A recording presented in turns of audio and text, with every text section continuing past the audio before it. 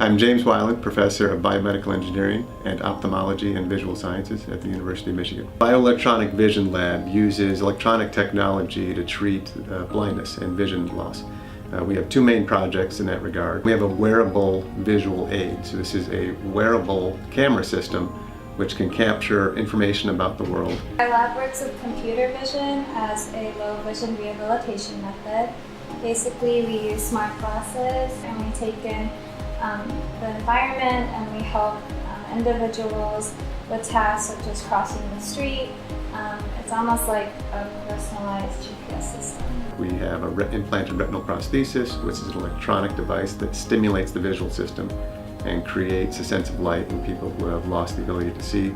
Our lab seeks to improve upon the designs of the Arcus 2 by refining the materials that we work on, the retinal prosthesis, trying to characterize how the eye responds to our implant. So imagine a camera mounted on a pair of glasses, and that captures information about the world around the person.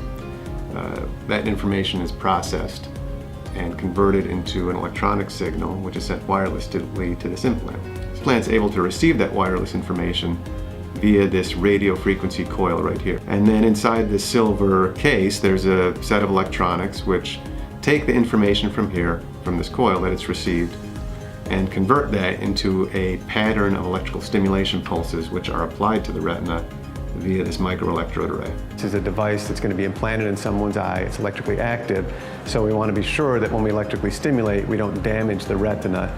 Otherwise, that would be a negative outcome for the patient.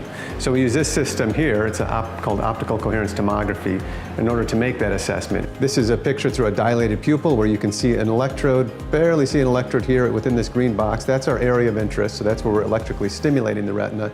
And what's shown here is a cross-section of the retina. Here's the top of the retina and the different retinal layers such as bipolar cells and ganglion cells and photoreceptors. My research focuses on optimizing the stimulation protocol for the current retinal implants. I do that using two different techniques. One is the patch clamp technique and one is calcium imaging. So we do calcium imaging to record the spatial activation of retinal ganglion cells and to eventually overcome the limitations of the current retinal implants, which is perception of streak-shaped responses or desensitization of ganglion cells. We're trying to make things safe for patients. We're trying to make it better so that they're able to see clearer with more detail, and they're able to live lives better than before they had the implant. And it's just very exciting for me personally, because having worked in departments of ophthalmology where you encounter blind people, it's just very inspirational, the challenges they can overcome to lead productive lives and the optimism that they maintain in spite of their disability. So that keeps me motivated, and I try and pass it on to everyone in the lab.